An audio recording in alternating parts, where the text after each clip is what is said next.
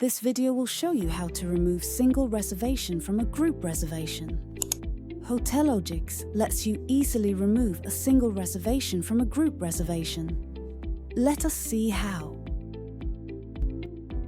Click Check-in List under Room Operations. The list opens in a new tab.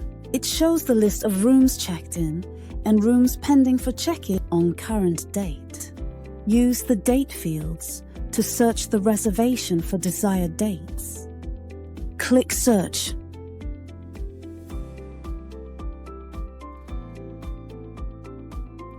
Select all the reservations that you need to remove from a group.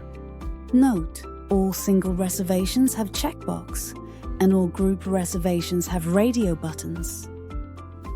Click Remove from Group. An alert appears to seek confirmation.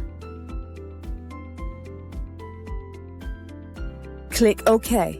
Note, reservations under corporate or travel agent group owner cannot be removed. In case folios are generated, you can remove the reservations only after deleting the folios.